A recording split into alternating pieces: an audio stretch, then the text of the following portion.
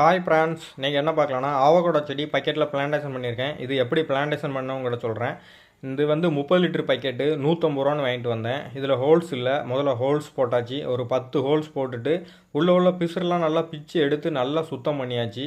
அதுக்கப்புறம் ஒரு 25 கிலோ மண், அதுக்கப்புறம் 25 கிலோ மண்புழு உரம், அதுக்கப்புறம் 2 கிலோ வேப்ப முன்னாக்கு, இந்த மூணையும் நல்லா மிக்ஸ் பண்ணியாச்சு. அதில் உள்ள கல் வேஸ்டேஜ் இந்த மாதிரிலாம் புறக்கி எடுத்து இந்த மாதிரி நல்லா உதிரி ஆக்கியாச்சு மண்ணை. அதுக்கப்புறம் பக்கெட்டில் மண் அரை வயசு நிரப்பிட்டு அப்புறம் வந்து ஆவக்கோடா செடியை கவர் பிச்சு எடுத்தாச்சு. அதில் உள்ள மண் உடையாமல் பிளான்டேஷன் பண்ணியாச்சு. பண்ணிவிட்டு அதுக்கப்புறம் அதில் ஒரு கம்பு கொடுத்து நல்லா கெட்டி வச்சாச்சு. ஏன்னா செடி உடஞ்சிடக்கூடாது.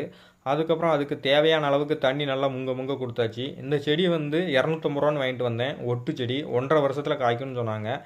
இது வந்து வாழைக்கு கீழே இனலான இடத்துல வச்சுருக்கேன். உங்களுக்கு இந்த வீடியோ பிடிச்சதுன்னா லைக் பண்ணுங்கள், ஷேர் பண்ணுங்கள், சப்ஸ்கிரைப் பண்ணுங்கள். நன்றி, வணக்கம்.